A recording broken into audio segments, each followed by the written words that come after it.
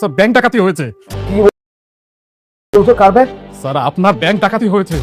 আমার ব্যাংক মানে? মন্ত্রী ব্যাংকে ডাকাতি হয়েছে? কার এত বড় সাহস?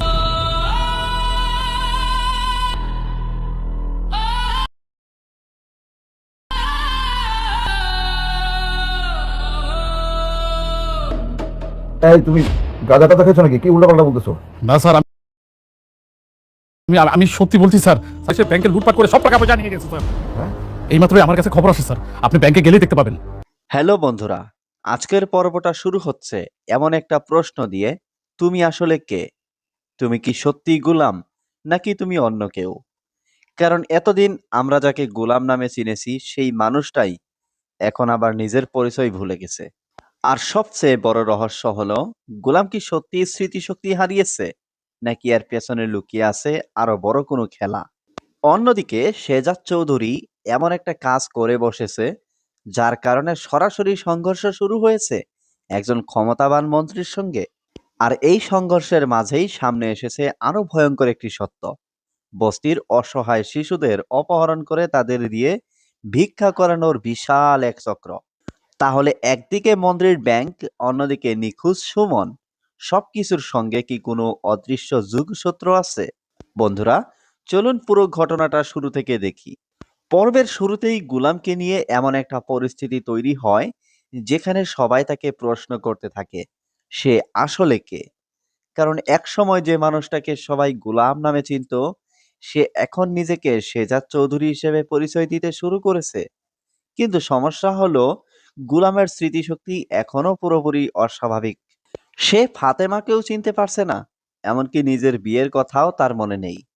আর এখান থেকেই তৈরি হচ্ছে সবচেয়ে বড় প্রশ্ন: গুলামের স্মৃতি কি সত্যি হারিয়ে গেছে, নাকি তার মাথার ভেতরে অন্য কোনো পরিচয় কাজ করছে? এরপরই গল্প চলে যায় হঠাৎ এক বিশাল ঘটনার দিকে। রাতের অন্ধকারে কয়েকজন মুখোশধারী লোক ঢুকে পড়ে মন্ত্রীর ব্যাংকে। তারা শুধু টাকা চুরি করেই পালায়নি, প্রথমে তারা ব্যাংকের নিরাপত্তা ব্যবস্থা অচল করে দেয়। এক এক করে সিসিটিভি ক্যামেরার লাইন কেটে দেওয়া হয়, নিরাপত্তা রক্ষীদেরও বেঁধে ফেলা হয়। তারপর ব্যাংকের ভেতরের বিপুল পরিমাণ টাকা নিয়ে তারা চলে যায়। কিছুক্ষণ পর খবর পৌঁছায় মন্ত্রীর কাছে। প্রথমে মন্ত্রী বিশ্বাসই করতে পারেন না, কারণ এটা শুধু কোনো সাধারণ ব্যাংক নয়, এটা তার নিজের ব্যাংক। আর একজন মন্ত্রীর ব্যাংকে এত বড় ডাকাতি, এটা তার জন্য শুধু আর্থিক ক্ষতি নয়, সরাসরি সম্মানের উপর আঘাত। মন্ত্রী তখন রীতিমতো ক্ষেপে যান। তিনি ঘোষণা করেন, যেই এই কাজ করে থাকুক তাকে মাটির নিচ থেকেও বের করে আনা হবে। কিন্তু আসল চমক তখনও বাকি।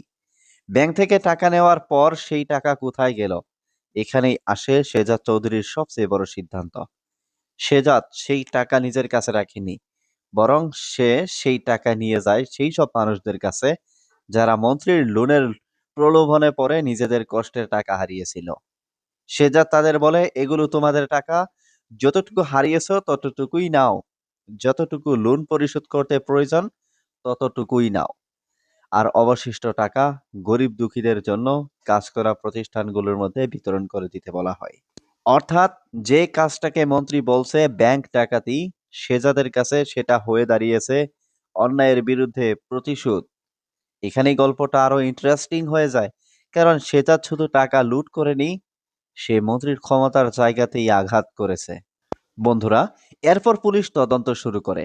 একজন প্রত্যক্ষদর্শীকে জিজ্ঞেস করা হয় ডাকাতদের চেহারা মনে আছে কিনা, কিন্তু তার উত্তর শুনে সবাই অবাক। সে বলে, একজনের মুখে ছিল বানরের মাস্ক, আর বাকিরা কালো কাপড় দিয়ে মুখ ঢেকে এসেছিল।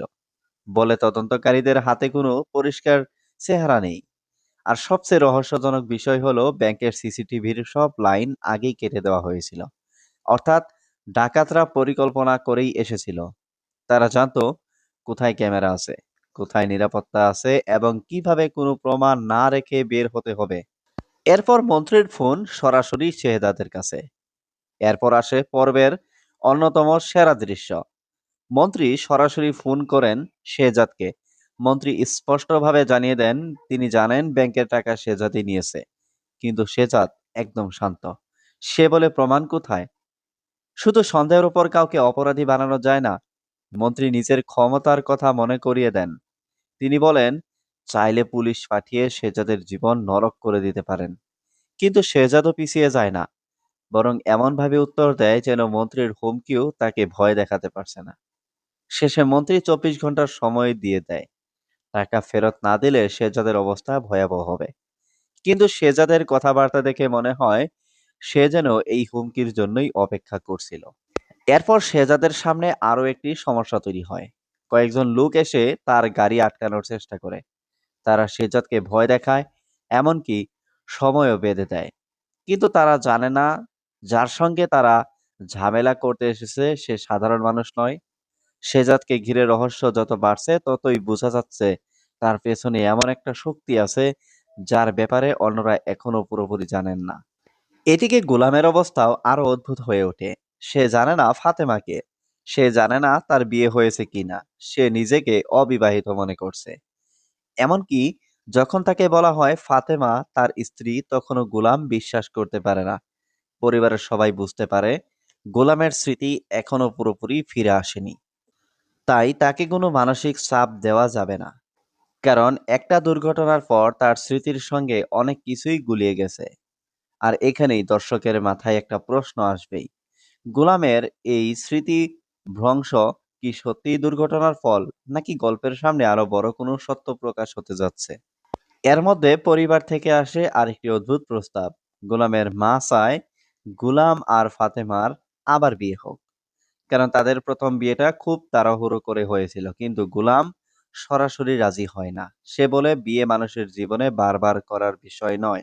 কিন্তু এখানেই তার মা তাকে এমন একটা প্রশ্ন করে বসে, তাহলে স্মৃতি না থাকাকালীন অন্য মেয়েকে কেন বিয়ে করেছিলে? এই প্রশ্নের উত্তর দিতে গিয়ে গোলামের মুখ থেকে বেরিয়ে আসে ভয়ঙ্কর কথা।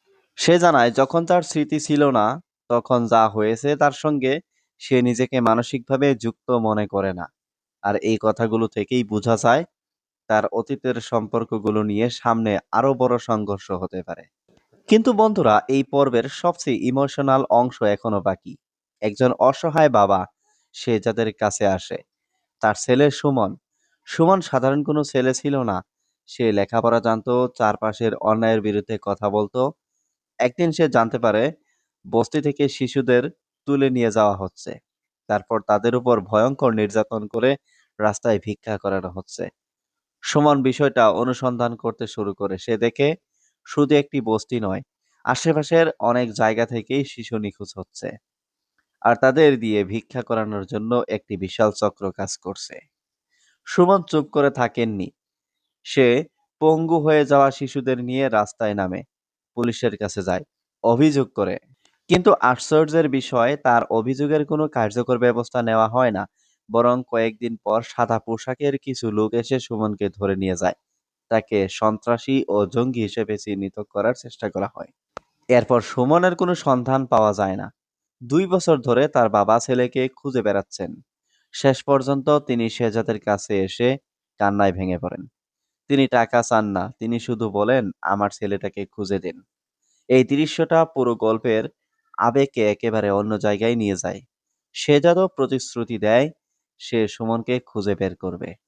এরপর শেহজাদ তার লোকদের নির্দেশ দেয় ঢাকার বিভিন্ন জায়গায় মাফিয়া গ্যাং, অবৈধ আস্তানা, বাস স্ট্যান্ড, রেল স্টেশন, সব জায়গায় খোঁজ চালাতে। কিন্তু কোথাও সুমনের সন্ধান পাওয়া যায় না।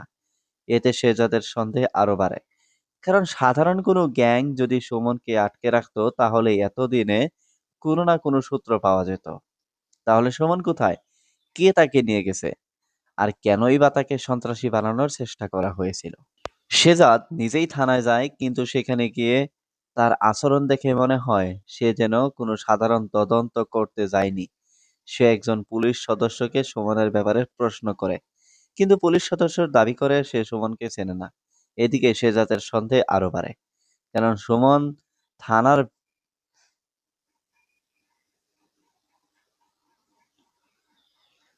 সুমন থানায় অভিযোগ করেছিল, তারপরও পুলিশ কিভাবে তাকে চেনে না?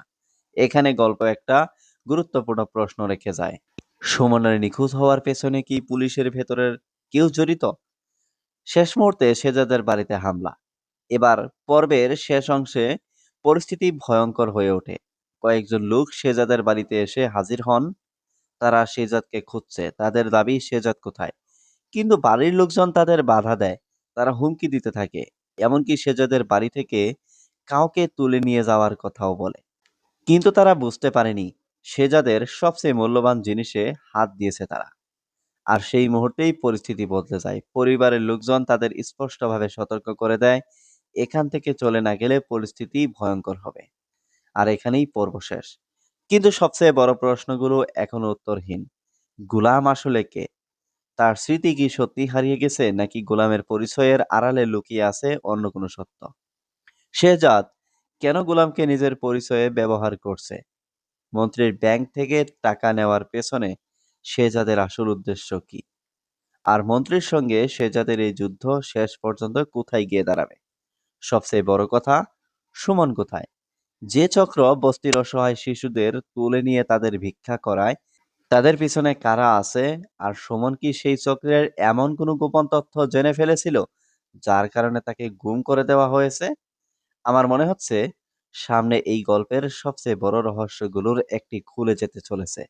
কারণ এখন শেহজাদের সামনে শুধু একজন মন্ত্রীর সঙ্গে লড়াই নয়, একদিকে মন্ত্রীর ক্ষমতা, অন্যদিকে শিশু পাচারকারী চক্র, আর মাঝখানে গোলামের হারিয়ে যাওয়া পরিচয়। তিনটা রহস্য এখন এক জায়গায় এসে দাঁড়িয়েছে।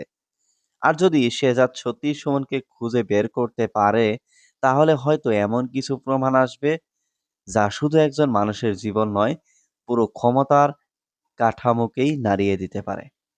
তাই পরের পর্বে সবচেয়ে বড় অপেক্ষা থাকবে, গোলামের আসল পরিচয় কি, সুমন কোথায়, আর শেহজাদ কি মন্ত্রীর 24 ঘন্টার হুমকির জবাব দিতে পারবে? এই তিন প্রশ্নের উত্তরই এখন পুরো গল্পের মোড় ঘুরিয়ে দিতে চলেছে।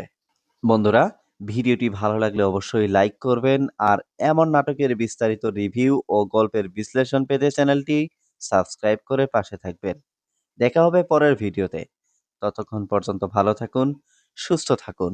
হ্যালো বন্ধুরা, আজকের পর্বটা শুরু হচ্ছে এমন একটা প্রশ্ন দিয়ে, তুমি আসলে কে? তুমি কি সত্যিই গোলাম, নাকি তুমি অন্য কেউ? কারণ এতদিন আমরা যাকে গোলাম নামে চিনেছি, সেই মানুষটাই এখন আবার নিজের পরিচয় ভুলে গেছে। আর সবচেয়ে বড় রহস্য হলো, গোলাম কি সত্যি স্মৃতিশক্তি হারিয়েছে, নাকি এর পেছনে লুকিয়ে আছে আরো বড় কোনো খেলা? অন্যদিকে শেহজাদ চৌধুরী এমন একটা কাজ করে বসেছে যার কারণে সরাসরি সংঘর্ষ শুরু হয়েছে একজন ক্ষমতাবান মন্ত্রীর সঙ্গে। আর এই সংঘর্ষের মাঝেই সামনে এসেছে আরো ভয়ঙ্কর একটি সত্য।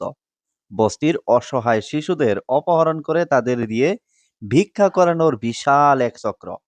তাহলে একদিকে মন্ত্রীর ব্যাংক, অন্যদিকে নিখোঁজ সুমন, সবকিছুর সঙ্গে কি কোনো অদৃশ্য যোগসূত্র আছে? বন্ধুরা, চলুন পুরো ঘটনাটা শুরু থেকে দেখি।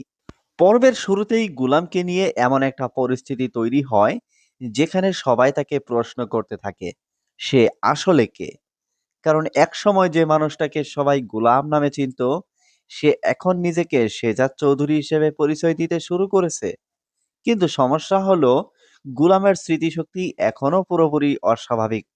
সে ফাতেমাকেও চিনতে পারছে না, এমনকি নিজের বিয়ের কথাও তার মনে নেই। আর এখান থেকেই তৈরি হচ্ছে সবচেয়ে বড় প্রশ্ন, গুলামের স্মৃতি কি সত্যি হারিয়ে গেছে, নাকি তার মাথার ভেতরে অন্য কোনো পরিচয় কাজ করছে? এরপরই গল্প চলে যায় হঠাৎ এক বিশাল ঘটনার দিকে। রাতের অন্ধকারে কয়েকজন মুখোশধারী লোক ঢুকে পড়ে মন্ত্রীর ব্যাংকে।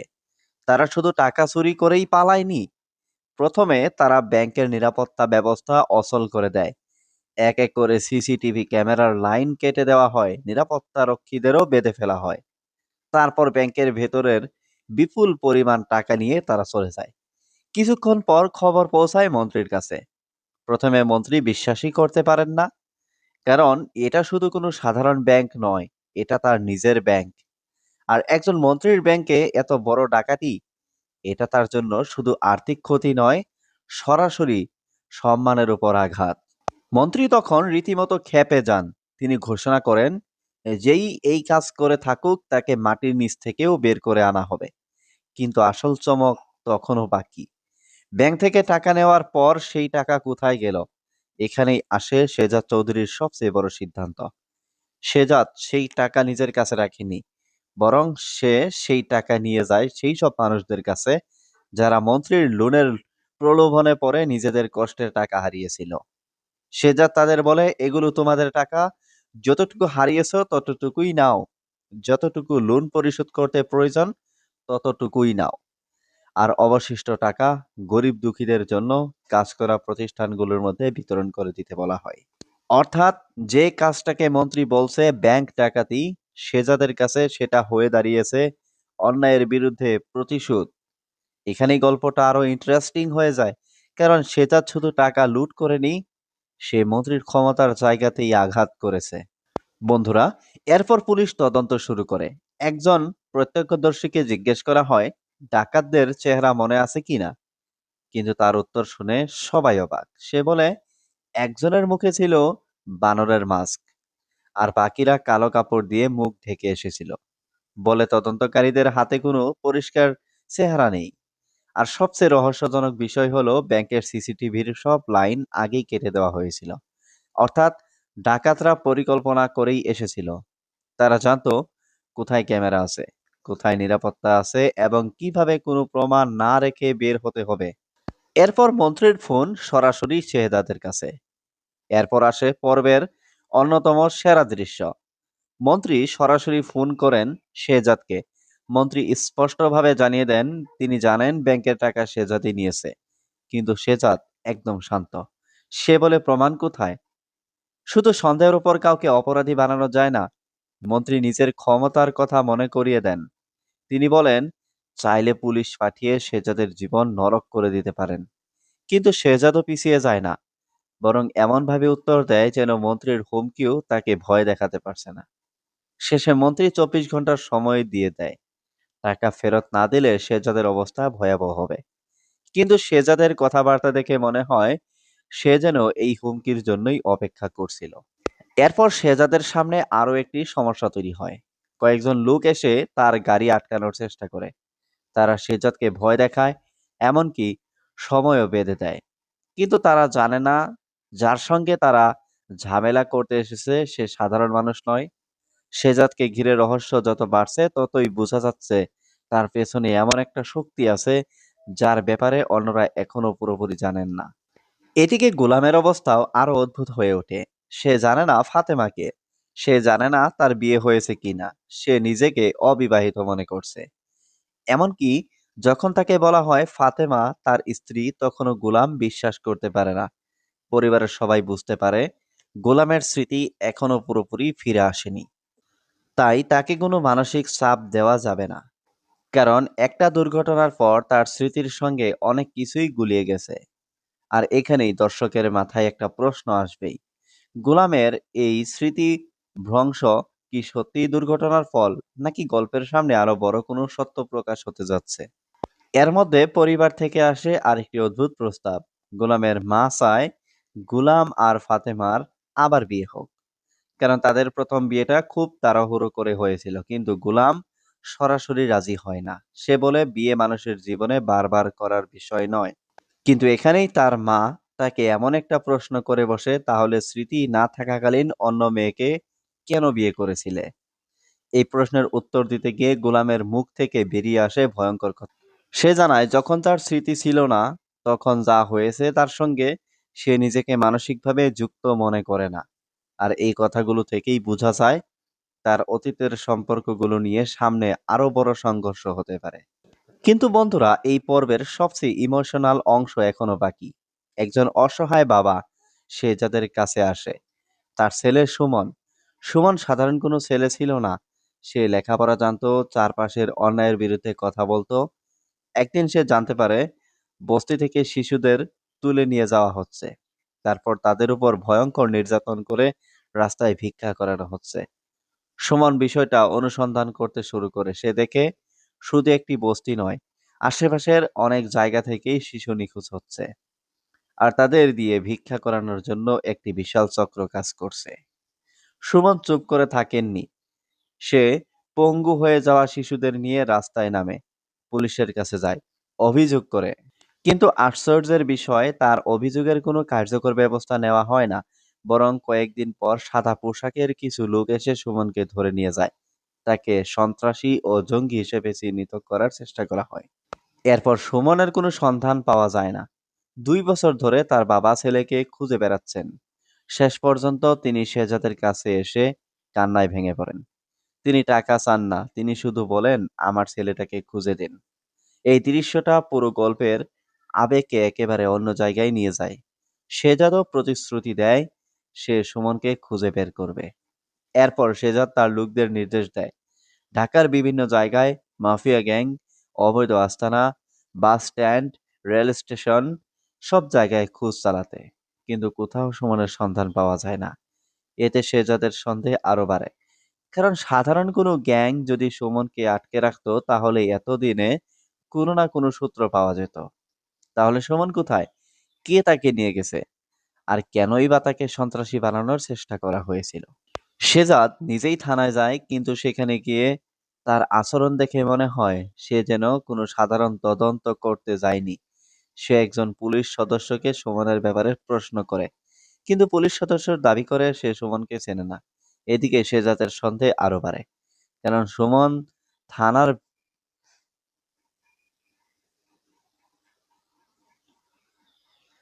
সুমন থানায় অভিযোগ করেছিল, তারপরও পুলিশ কিভাবে তাকে চেনে না? এখানে গল্প একটা গুরুত্বপূর্ণ প্রশ্ন রেখে যায়। সুমনের নিখোঁজ হওয়ার পেছনে কি পুলিশের ভেতরের কেউ জড়িত? শেষ মুহূর্তে শেহজাদের বাড়িতে হামলা। এবার পর্বের শেষ অংশে পরিস্থিতি ভয়ঙ্কর হয়ে ওঠে। কয়েকজন লোক শেহজাদের বাড়িতে এসে হাজির হন। তারা শেহজাদকে খুঁজছে, তাদের দাবি শেহজাদ কোথায়। কিন্তু বাড়ির লোকজন তাদের বাধা দেয়, তারা হুমকি দিতে থাকে, এমনকি শেহজাদের বাড়ি থেকে কাউকে তুলে নিয়ে যাওয়ার কথাও বলে। কিন্তু তারা বুঝতে পারেনি শেহজাদের সবচেয়ে মূল্যবান জিনিসে হাত দিয়েছে তারা। আর সেই মুহূর্তেই পরিস্থিতি বদলে যায়। পরিবারের লোকজন তাদের স্পষ্টভাবে সতর্ক করে দেয়, এখান থেকে চলে না গেলে পরিস্থিতি ভয়ঙ্কর হবে। আর এখানেই পর্ব শেষ। কিন্তু সবচেয়ে বড় প্রশ্নগুলো এখনো উত্তরহীন। গুলাম আসলে কে? তার স্মৃতি কি সত্যি হারিয়ে গেছে, নাকি গোলামের পরিচয়ের আড়ালে লুকিয়ে আছে অন্য কোনো সত্য? শেহজাদ কেন গোলামকে নিজের পরিচয়ে ব্যবহার করছে? মন্ত্রীর ব্যাংক থেকে টাকা নেওয়ার পেছনে শেহজাদের আসল উদ্দেশ্য কি? আর মন্ত্রীর সঙ্গে শেহজাদের এই যুদ্ধ শেষ পর্যন্ত কোথায় গিয়ে দাঁড়াবে? সবচেয়ে বড় কথা, সুমন কোথায়? যে চক্র বস্তির অসহায় শিশুদের তুলে নিয়ে তাদের ভিক্ষা করায়, তাদের পিছনে কারা আছে? আর সুমন কি সেই চক্রের এমন কোনো গোপন তথ্য জেনে ফেলেছিল যার কারণে তাকে গুম করে দেওয়া হয়েছে? আমার মনে হচ্ছে সামনে এই গল্পের সবচেয়ে বড় রহস্যগুলোর একটি খুলে যেতে চলেছে। কারণ এখন শেহজাদের সামনে শুধু একজন মন্ত্রীর সঙ্গে লড়াই নয়। একদিকে মন্ত্রীর ক্ষমতা, অন্যদিকে শিশু পাচারকারী চক্র, আর মাঝখানে গোলামের হারিয়ে যাওয়া পরিচয়। তিনটা রহস্য এখন এক জায়গায় এসে দাঁড়িয়েছে। আর যদি শেহজাদ সত্যি সুমনকে খুঁজে বের করতে পারে, তাহলে হয়তো এমন কিছু প্রমাণ আসবে যা শুধু একজন মানুষের জীবন নয়, পুরো ক্ষমতার কাঠামোকেই নাড়িয়ে দিতে পারে। তাই পরের পর্বে সবচেয়ে বড় অপেক্ষা থাকবে, গোলামের আসল পরিচয় কি, সুমন কোথায়, আর শেহজাদ কি মন্ত্রীর 24 ঘন্টার হুমকির জবাব দিতে পারবে? এই তিন প্রশ্নের উত্তরই এখন পুরো গল্পের মোড় ঘুরিয়ে দিতে চলেছে। বন্ধুরা, ভিডিওটি ভালো লাগলে অবশ্যই লাইক করবেন, আর এমন নাটকের বিস্তারিত রিভিউ ও গল্পের বিশ্লেষণ পেতে চ্যানেলটি সাবস্ক্রাইব করে পাশে থাকবেন। দেখা হবে পরের ভিডিওতে। ততক্ষণ পর্যন্ত ভালো থাকুন, সুস্থ থাকুন। হ্যালো বন্ধুরা, আজকের পর্বটা শুরু হচ্ছে এমন একটা প্রশ্ন দিয়ে, তুমি আসলে কে? তুমি কি সত্যিই গোলাম, নাকি তুমি অন্য কেউ? কারণ এতদিন আমরা যাকে গোলাম নামে চিনেছি সেই মানুষটাই এখন আবার নিজের পরিচয় ভুলে গেছে। আর সবচেয়ে বড় রহস্য হলো, গোলাম কি সত্যি স্মৃতিশক্তি হারিয়েছে, নাকি এর পেছনে লুকিয়ে আছে আরো বড় কোনো খেলা?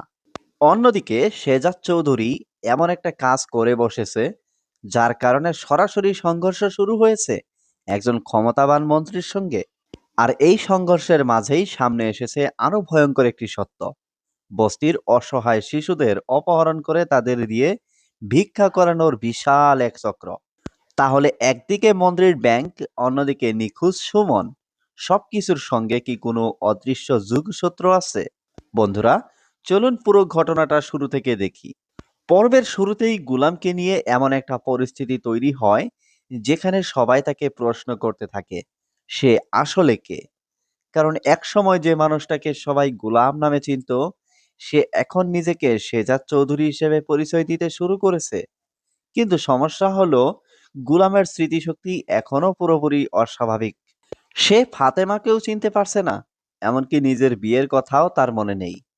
আর এখান থেকেই তৈরি হচ্ছে সবচেয়ে বড় প্রশ্ন, গোলামের স্মৃতি কি সত্যি হারিয়ে গেছে, নাকি তার মাথার ভেতরে অন্য কোনো পরিচয় কাজ করছে? এরপরই গল্প চলে যায় হঠাৎ এক বিশাল ঘটনার দিকে। রাতের অন্ধকারে কয়েকজন মুখোশধারী লোক ঢুকে পড়ে মন্ত্রীর ব্যাংকে। তারা শুধু টাকা চুরি করেই পালায়নি, প্রথমে তারা ব্যাংকের নিরাপত্তা ব্যবস্থা অচল করে দেয়। এক এক করে সিসিটিভি ক্যামেরার লাইন কেটে দেওয়া হয়, নিরাপত্তা রক্ষীদেরও বেঁধে ফেলা হয়। তারপর ব্যাংকের ভেতরের বিপুল পরিমাণ টাকা নিয়ে তারা চলে যায়। কিছুক্ষণ পর খবর পৌঁছায় মন্ত্রীর কাছে। প্রথমে মন্ত্রী বিশ্বাসই করতে পারেন না, কারণ এটা শুধু কোনো সাধারণ ব্যাংক নয়, এটা তার নিজের ব্যাংক। আর একজন মন্ত্রীর ব্যাংকে এত বড় ডাকাতি, এটা তার জন্য শুধু আর্থিক ক্ষতি নয়, সরাসরি সম্মানের উপর আঘাত। মন্ত্রী তখন রীতিমতো ক্ষেপে যান। তিনি ঘোষণা করেন, যেই এই কাজ করে থাকুক তাকে মাটির নিচ থেকেও বের করে আনা হবে। কিন্তু আসল চমক তখনও বাকি। ব্যাংক থেকে টাকা নেওয়ার পর সেই টাকা কোথায় গেল? এখানেই আসে শেজাদ চৌধুরীর সবচেয়ে বড় সিদ্ধান্ত। শেজাদ সেই টাকা নিজের কাছে রাখেনি, বরং সে সেই টাকা নিয়ে যায় সেই সব মানুষদের কাছে যারা মন্ত্রীর লোনের প্রলোভনে পড়ে নিজেদের কষ্টের টাকা হারিয়েছিল। শেজাদ তাদের বলে, এগুলো তোমাদের টাকা, যতটুকু হারিয়েছ ততটুকুই নাও, যতটুকু লোন পরিশোধ করতে প্রয়োজন ততটুকুই নাও, আর অবশিষ্ট টাকা গরিব দুঃখীদের জন্য কাজ করা প্রতিষ্ঠানগুলোর মধ্যে বিতরণ করে দিতে বলা হয়। অর্থাৎ যে কাজটাকে মন্ত্রী বলছে ব্যাংক ডাকাতি, শেজাদের কাছে সেটা হয়ে দাঁড়িয়েছে অন্যায়ের বিরুদ্ধে প্রতিশোধ।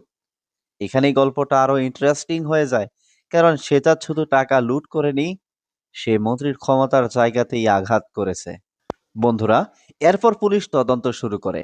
একজন প্রত্যক্ষদর্শীকে জিজ্ঞেস করা হয় ডাকাতদের চেহারা মনে আছে কিনা, কিন্তু তার উত্তর শুনে সবাই অবাক। সে বলে, একজনের মুখে ছিল বানরের মাস্ক, আর বাকিরা কালো কাপড় দিয়ে মুখ ঢেকে এসেছিল। বলে তদন্তকারীদের হাতে কোনো পরিষ্কার চেহারা নেই। আর সবচেয়ে রহস্যজনক বিষয় হলো ব্যাংকের সিসিটিভির সব লাইন আগেই কেটে দেওয়া হয়েছিল। অর্থাৎ ডাকাতরা পরিকল্পনা করেই এসেছিল। তারা জানতো কোথায় ক্যামেরা আছে, কোথায় নিরাপত্তা আছে এবং কিভাবে কোনো প্রমাণ না রেখে বের হতে হবে। এরপর মন্ত্রীর ফোন সরাসরি শেহজাদের কাছে। এরপর আসে পর্বের অন্যতম সেরা দৃশ্য। মন্ত্রী সরাসরি ফোন করেন শেহজাদকে। মন্ত্রী স্পষ্টভাবে জানিয়ে দেন তিনি জানেন ব্যাংকের টাকা শেহজাদই নিয়েছে, কিন্তু শেহজাদ একদম শান্ত। সে বলে, প্রমাণ কোথায়? শুধু সন্দেহের উপর কাউকে অপরাধী বানানো যায় না। মন্ত্রী নিজের ক্ষমতার কথা মনে করিয়ে দেন। তিনি বলেন, চাইলে পুলিশ পাঠিয়ে শেহজাদের জীবন নরক করে দিতে পারেন। কিন্তু শেহজাদও পিছিয়ে যায় না, বরং এমনভাবে উত্তর দেয় যেন মন্ত্রীর হুমকিও তাকে ভয় দেখাতে পারছে না। শেষে মন্ত্রী 24 ঘন্টার সময় দিয়ে দেয়। টাকা ফেরত না দিলে শেহজাদের অবস্থা ভয়াবহ হবে। কিন্তু শেহজাদের কথাবার্তা দেখে মনে হয় সে যেন এই হুমকির জন্যই অপেক্ষা করছিল। এরপর শেহজাদের সামনে আরো একটি সমস্যা তৈরি হয়। কয়েকজন লোক এসে তার গাড়ি আটকানোর চেষ্টা করে। তারা শেহজাদকে ভয় দেখায়, এমনকি সময়ও বেঁধে দেয়। কিন্তু তারা জানে না যার সঙ্গে তারা ঝামেলা করতে এসেছে সে সাধারণ মানুষ নয়। শেহজাদকে ঘিরে রহস্য যত বাড়ছে ততই বোঝা যাচ্ছে তার পেছনে এমন একটা শক্তি আছে যার ব্যাপারে অন্যরা এখনো পুরোপুরি জানেন না। এদিকে গোলামের অবস্থাও আরো অদ্ভুত হয়ে ওঠে।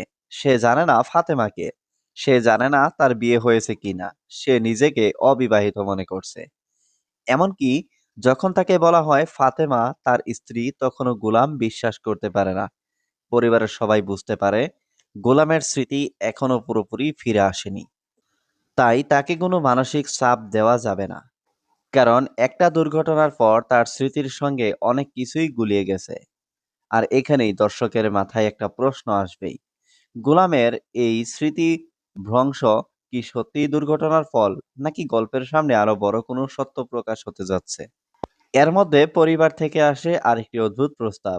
গোলামের মা চায় গোলাম আর ফাতেমার আবার বিয়ে হোক, কারণ তাদের প্রথম বিয়েটা খুব তাড়াহুড়ো করে হয়েছিল, কিন্তু গোলাম সরাসরি রাজি হয় না। সে বলে বিয়ে মানুষের জীবনে বারবার করার বিষয় নয়। কিন্তু এখানেই তার মা তাকে এমন একটা প্রশ্ন করে বসে, তাহলে স্মৃতি না থাকাকালীন অন্য মেয়েকে কেন বিয়ে করেছিলে? এই প্রশ্নের উত্তর দিতে গিয়ে গোলামের মুখ থেকে বেরিয়ে আসে ভয়ঙ্কর কথা। সে জানায় যখন তার স্মৃতি ছিল না, তখন যা হয়েছে তার সঙ্গে সে নিজেকে মানসিকভাবে যুক্ত মনে করে না। আর এই কথাগুলো থেকেই বোঝা যায় তার অতীতের সম্পর্কগুলো নিয়ে সামনে আরো বড় সংঘর্ষ হতে পারে। কিন্তু বন্ধুরা, এই পর্বের সবচেয়ে ইমোশনাল অংশ এখনো বাকি। একজন অসহায় বাবা সে যাদের কাছে আসে, তার ছেলে সুমন। সুমন সাধারণ কোনো ছেলে ছিল না। সে লেখাপড়া জানতো, চারপাশের অন্যায়ের বিরুদ্ধে কথা বলতো। একদিন সে জানতে পারে বস্তি থেকে শিশুদের তুলে নিয়ে যাওয়া হচ্ছে। তারপর তাদের উপর ভয়ঙ্কর নির্যাতন করে রাস্তায় ভিক্ষা করানো হচ্ছে। সুমন বিষয়টা অনুসন্ধান করতে শুরু করে। সে দেখে শুধু একটি বস্তি নয়, আশেপাশের অনেক জায়গা থেকেই শিশু নিখোঁজ হচ্ছে। আর তাদের দিয়ে ভিক্ষা করানোর জন্য একটি বিশাল চক্র কাজ করছে। সুমন চুপ করে থাকেননি। সে পঙ্গু হয়ে যাওয়া শিশুদের নিয়ে রাস্তায় নামে, পুলিশের কাছে যায়, অভিযোগ করে। কিন্তু আশ্চর্যের বিষয়, তার অভিযোগের কোনো কার্যকর ব্যবস্থা নেওয়া হয় না। বরং কয়েকদিন পর সাদা পোশাকের কিছু লোক এসে সুমনকে ধরে নিয়ে যায়। তাকে সন্ত্রাসী ও জঙ্গি হিসেবে চিহ্নিত করার চেষ্টা করা হয়। এরপর সুমনের কোনো সন্ধান পাওয়া যায় না। 2 বছর ধরে তার বাবা ছেলেকে খুঁজে বেড়াচ্ছেন। শেষ পর্যন্ত তিনি শেহজাদের কাছে এসে কান্নায় ভেঙে পড়েন। তিনি টাকা চান না, তিনি শুধু বলেন, আমার ছেলেটাকে খুঁজে দিন। এই দৃশ্যটা পুরো গল্পের আবেগকে একেবারে অন্য জায়গায় নিয়ে যায়। শেহজাদও প্রতিশ্রুতি দেয় সে সুমনকে খুঁজে বের করবে।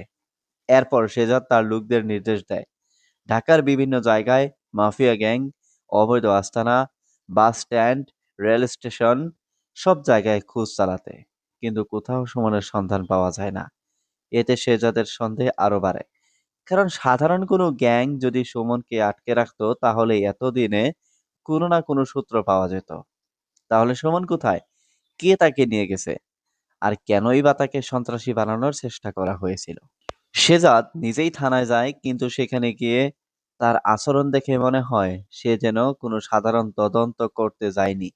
সে একজন পুলিশ সদস্যকে সুমনের ব্যাপারে প্রশ্ন করে, কিন্তু পুলিশ সদস্য দাবি করে সে সুমনকে চেনে না। এদিকে শেহজাদের সন্দেহ আরো বাড়ে, কারণ থানার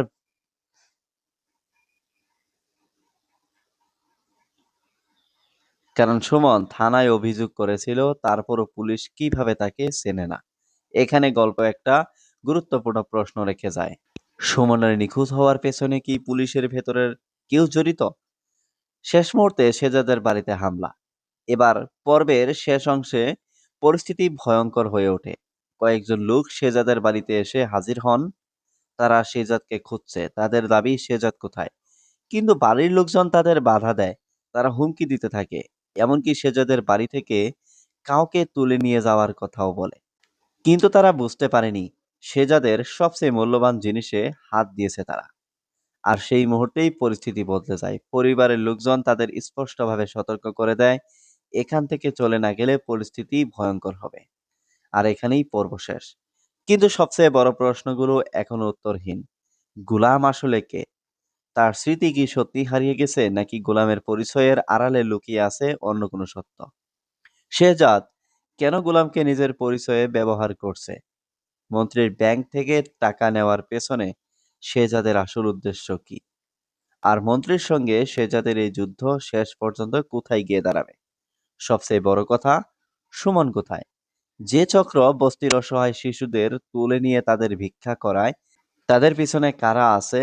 আর সুমন কি সেই চক্রের এমন কোনো গোপন তথ্য জেনে ফেলেছিল যার কারণে তাকে গুম করে দেওয়া হয়েছে? আমার মনে হচ্ছে সামনে এই গল্পের সবচেয়ে বড় রহস্যগুলোর একটি খুলে যেতে চলেছে। কারণ এখন শেহজাদের সামনে শুধু একজন মন্ত্রীর সঙ্গে লড়াই নয়। একদিকে মন্ত্রীর ক্ষমতা, অন্যদিকে শিশু পাচারকারী চক্র, আর মাঝখানে গোলামের হারিয়ে যাওয়া পরিচয়। 3টা রহস্য এখন এক জায়গায় এসে দাঁড়িয়েছে। আর যদি শেহজাদ সত্যি সুমনকে খুঁজে বের করতে পারে, তাহলে হয়তো এমন কিছু প্রমাণ আসবে যা শুধু একজন মানুষের জীবন নয়, পুরো ক্ষমতার কাঠামোকেই নাড়িয়ে দিতে পারে। তাই পরের পর্বে সবচেয়ে বড় অপেক্ষা থাকবে, গোলামের আসল পরিচয় কি, সুমন কোথায়, আর শেজাদ কি মন্ত্রীর 24 ঘন্টার হুমকির জবাব দিতে পারবে? এই 3 প্রশ্নের উত্তরই এখন পুরো গল্পের মোড় ঘুরিয়ে দিতে চলেছে। বন্ধুরা, ভিডিওটি ভালো লাগলে অবশ্যই লাইক করবেন, আর এমন নাটকের বিস্তারিত রিভিউ ও গল্পের বিশ্লেষণ পেতে চ্যানেলটি সাবস্ক্রাইব করে পাশে থাকবেন। দেখা হবে পরের ভিডিওতে। ততক্ষণ পর্যন্ত ভালো থাকুন, সুস্থ থাকুন।